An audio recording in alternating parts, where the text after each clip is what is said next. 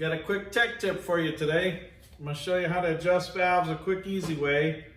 This is on the 540 big block Chevy, but you can do this on any engine, hydraulic, roller, flat tap it, whatever you got. So basically, what I'm going to do, a couple things you need to know obvious about the engine is what is the exhaust valve, which one's the intake valve. It's pretty simple. This rocker arm, this valve lines up with this port, that's the exhaust port. This one here lines up with the intake port on this side. So, and then of course, since it's not in the car, you can physically see it's lined up.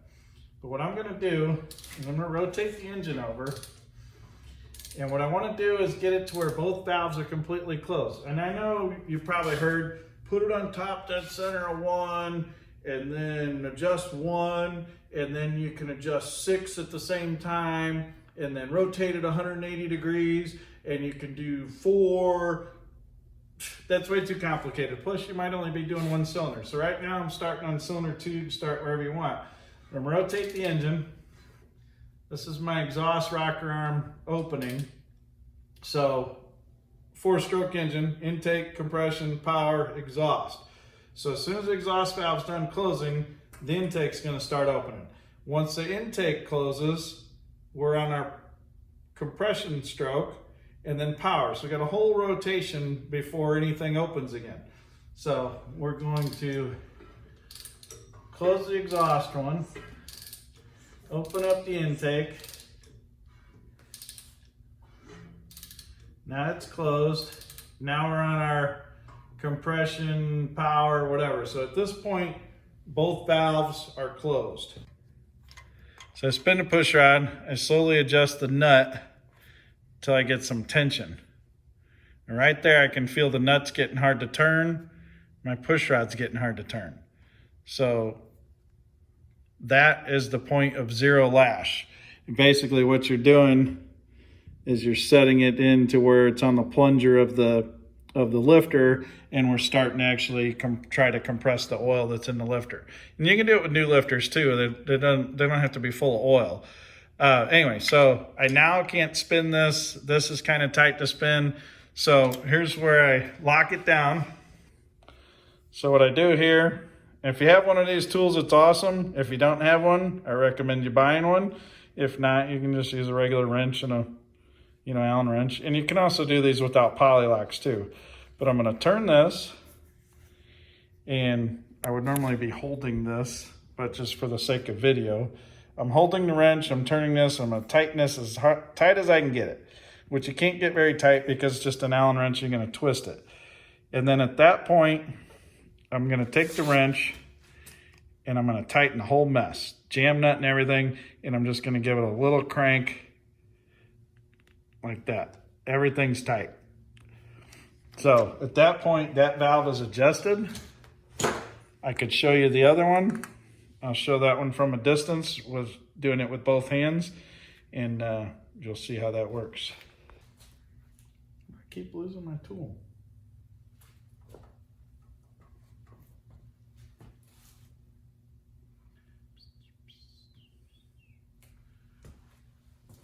Oh, toodles.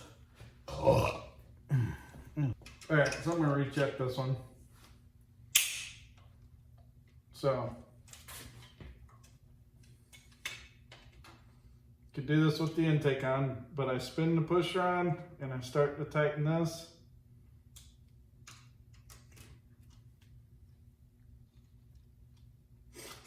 You can do this with the intake on. So here's what I'm doing. I'm spinning the push rod with just my fingers, and I start to tighten this.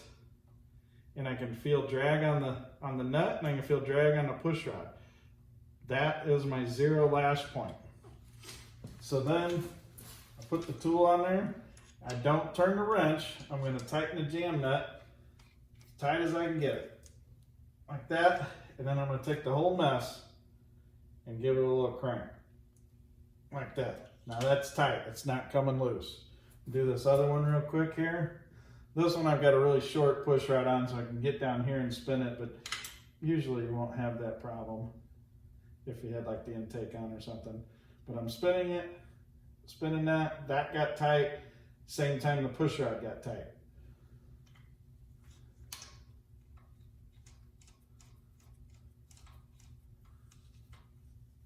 jam that tight, and then I'll lock the whole thing down. That's one adjusted cylinder. Now I can do the same thing and go to the next one. It's all the same. Okay, I'm gonna end with this. I got them all adjusted and all together. I recommend rotating it around a couple more times and make sure everything's good before you put it all back together. But one thing to look for, and mine are different because I've got two different length rocker studs, but all mine after adjusted end up in the same spot. So the exhaust ones show about 3 threads. The intake ones show about 5 or 6 threads.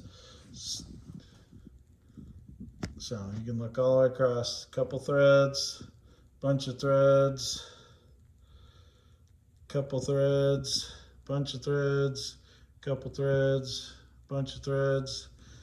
Same on this side.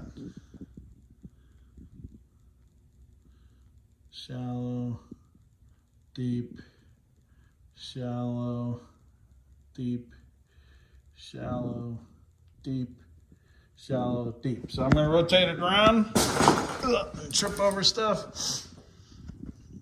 And as I rotate it around, I just kind of give them a wiggle. Anything clatters, we're going to be suspect.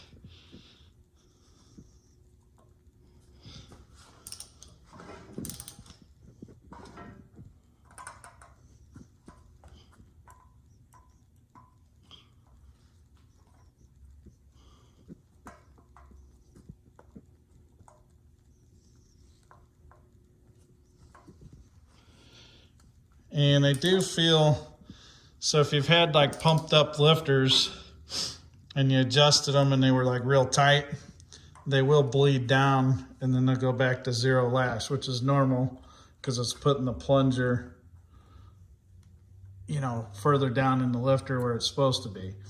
I know a lot of people say half a turn, 1 full turn, 2 full turns. You can do that. I don't recommend it. Especially if you do like a 350R, Vortec 350 out of like a 97 Chevy truck or something, you go half a turn on one of those and that thing's not gonna start. Adjusted, I'm gonna call it good. Ready for valve covers, ready for intake. And I'm gonna replace those training cooler lines and that's next, and then we'll plop this thing in. Remember, like and subscribe, Big G Garage. All that down below there, wherever it is. If you do that, we can keep making this happen if you like it. Otherwise, we're just wasting time doing things we could do a whole lot quicker without playing with this stupid phone out in the garage. Thanks for watching.